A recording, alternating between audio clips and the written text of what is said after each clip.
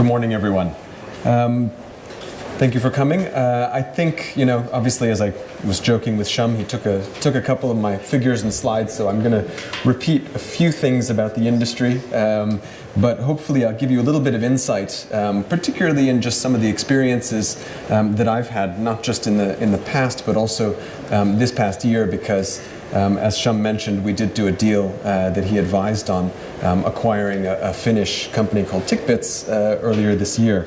But let me give you just a quick overview of who we are. For some reason, it's not playing.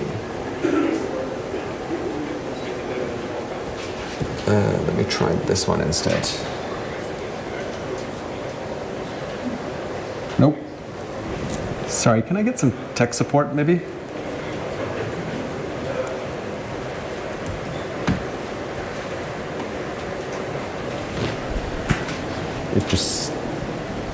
It doesn't seem to be advancing.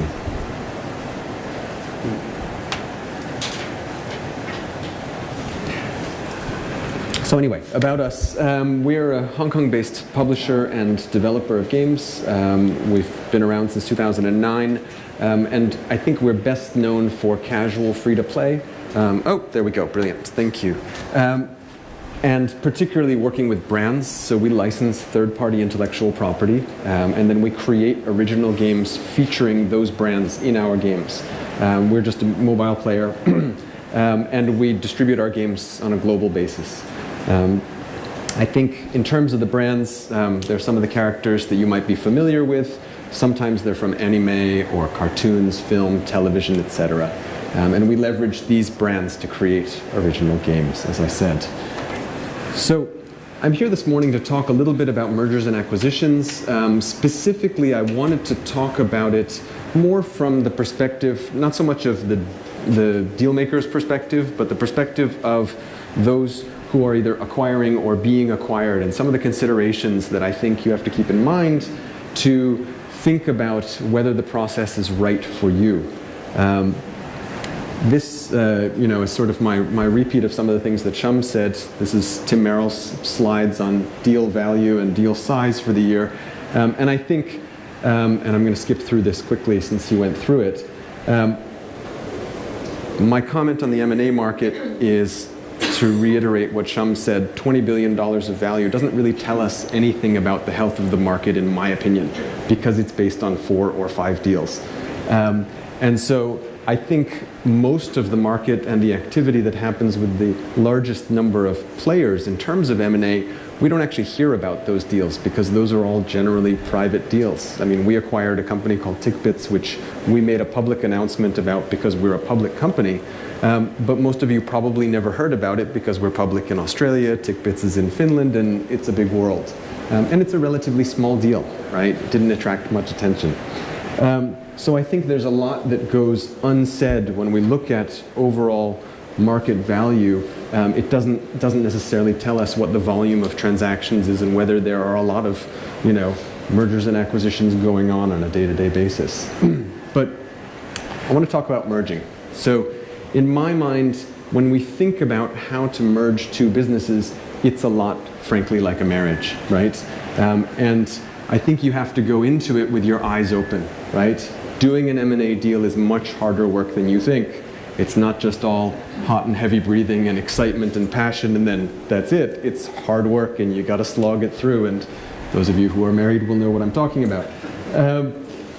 It requires people to have realistic expectations, right? Everybody thinks during that honeymoon period that things will always go well. But you have to think about, what is it that we really want out of this relationship? What is my goal of putting this partnership together, right? The negotiations can be very protracted, right? And this is a big consideration when it comes to cost, because the longer you take to negotiate, it's a distraction for management. It's a distraction particularly for senior management.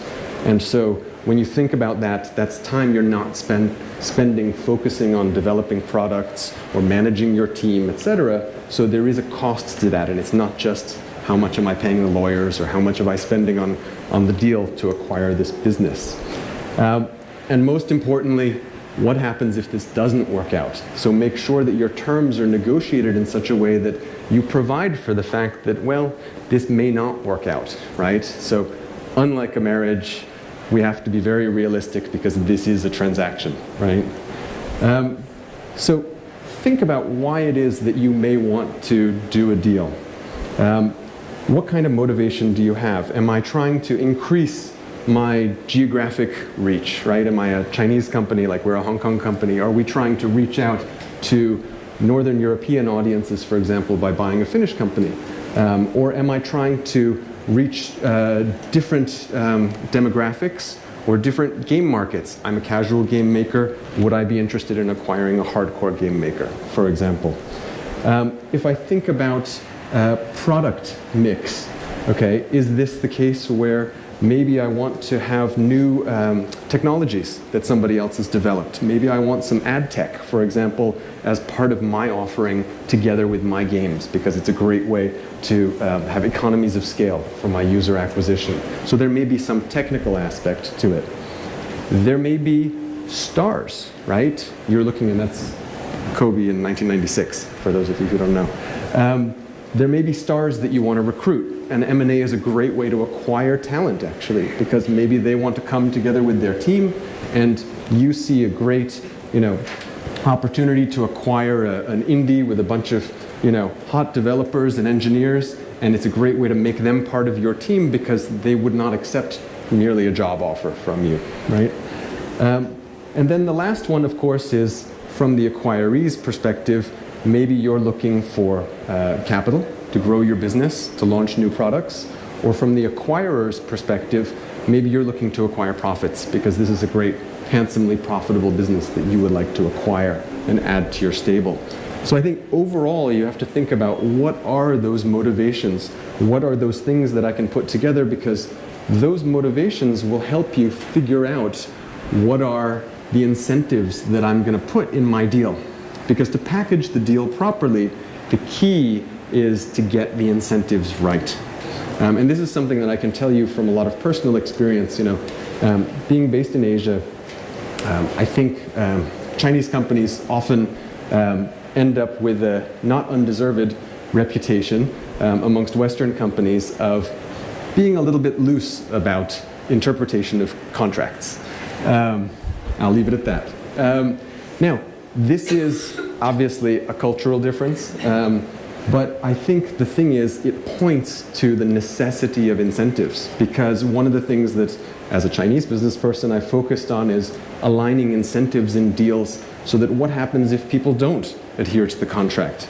Well, if they're all incentivized to swim in the same direction, then the contract is less important because the motivations of the parties are both aligned to pursue the same goal. And I know that sounds very elementary, but it's really critical to deal structuring, because if the incentives are not aligned, then you end up with a lot of problems, right? So you want to figure out in your compensation structure, how do you compensate staff?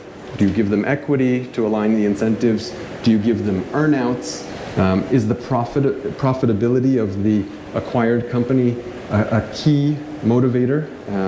Or do you want them to produce particular kinds of products? Do you want them to, what are the targets and the goals and the milestones? And can you align the incentives along with that?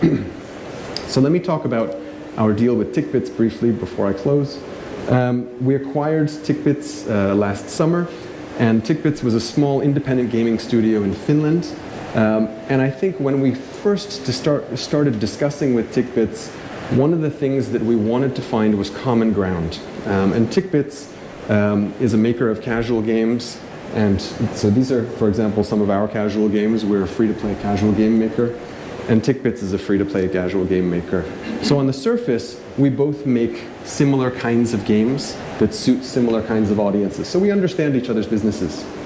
But when we look a little bit more deeply, actually, our games, some of them you see on the left side, typically all have brands in them. And the brands help us to build a long tail because they have good organic discovery. So people are constantly downloading the games, even long after they've launched. In the case of TickBits' portfolio, they have a lot of games which are based on traditional game formats, card games, puzzle games, things like Mahjong and Solitaire and Sudoku, that also have very good organic discovery. So it turns out that the dynamics of the games that they chose to build also are similar to our games in that they have a long tail of revenues, they have a good organic discovery path, and a long life cycle. So in fact, not just at the surface, but a couple of levels down, we found that our game portfolios actually have a lot of synergy. So this was something that was important for us because as we consider putting the two businesses together, we have a product mix that works because they're similar, but there's actually not direct conflict and direct overlap. So we found it to be very complementary. Now, in terms of cultural differences, obviously, you know, the major one. They're in Finland, we're in Hong Kong. We're a bunch of Cantonese-speaking Chinese people, they're a bunch of Swedish-speaking Finns. We're different, right? But at the end of the day, we make the same products. We all speak English in our offices typically because it's the language of our industry. And we all speak gaming, frankly, because we're all developers. So we found actually that there were less differences than we expected. There are still some, of course, cultural differences, and that came clear in the negotiations because we had different expectations and different appetites for risk. But I think overall, to our surprise, I guess it's because of the nature of our industry, we found that the cultural differences were not as great as we expected. Now, as far as the rationale for the deal and the collaboration, I think we really saw two major benefits. The first one is, like any human resources driven business, right? We're all about team and staff. We're not a manufacturer of widgets. We're about creating creative intellectual property.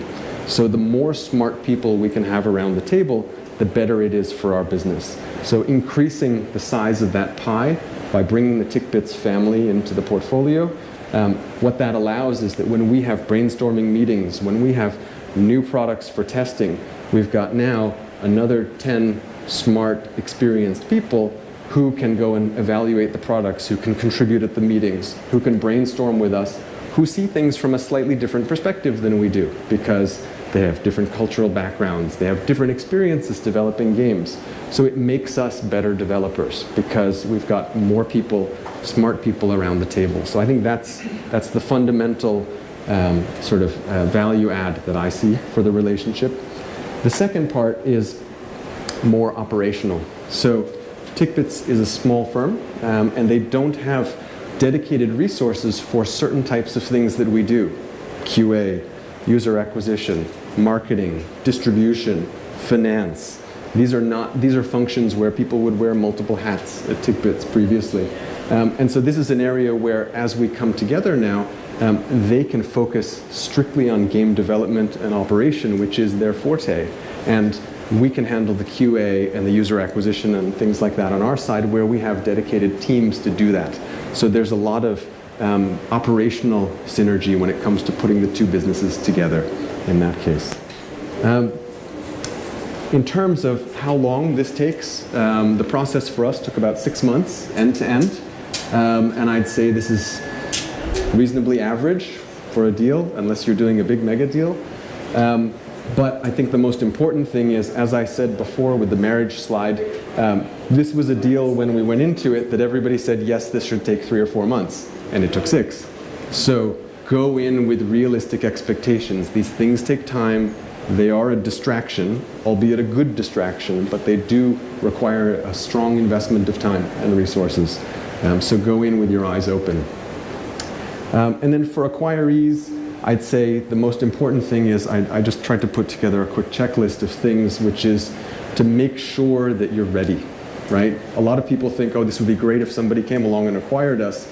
And the first thing that you'll get from somebody who's an experienced acquirer is a list of DD questions. And that list is going to be 15, 20 pages long of, single line questions.